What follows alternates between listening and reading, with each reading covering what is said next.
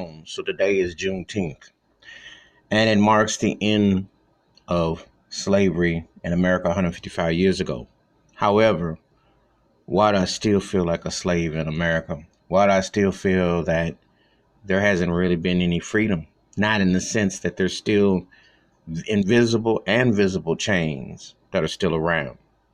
Why am I not buying this fake black acceptance all of a sudden from these racist companies that a month ago, before there was a racist cop that put his knee on George Floyd's neck, wouldn't it would have I've gone in the store, they would have profiled me and put me on camera and looked at me before serving me.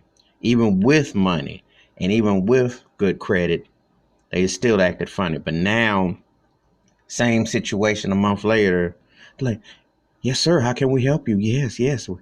We understand all this sloganism has nothing to do with the reminder.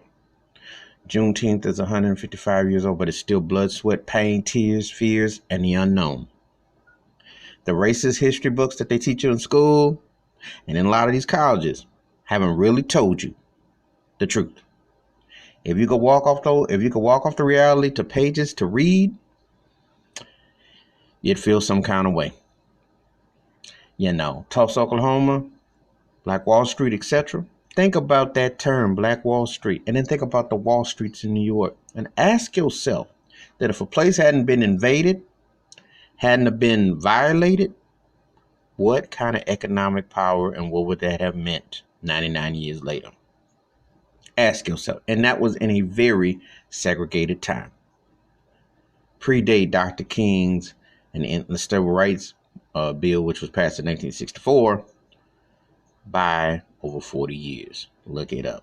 Google could be your best friend, any documentation. But Juneteenth is just a reminder that we got a long way to go. We can say it in paper and we can say it in certain situations, but we're far from free. It's important to celebrate that we don't walk around with chains and getting whips and buggies and a Klan run down the street on us. However, there's still the invisible lineage of racism in the marks, and there's still a white privilege systematic, which is systematic for those in denial, and they need some medicine for it. Unfortunately, there's not medicine to cure the social ills of that. But white privilege is a social illness, and it must be erased. That would make Juneteenth even better, along with reparations and apology. Let me throw those caveats in there, because reparations is long overdue. If they can cut $3 trillion for this and that, they can pay African Americans what they owe. They should. And in the process, eliminating ghettos and all things that could be classified as negative experiences. That means defunding the police and in some cases getting rid of them. Unless you can get trained properly, you don't deserve to wear that badge and hat at. If you're a separatist in terms of education, medical, etc., get your butt out of here. Oh yeah, and let me throw this one caveat for you too. By the way, black people were here first too. Yeah, they're in here.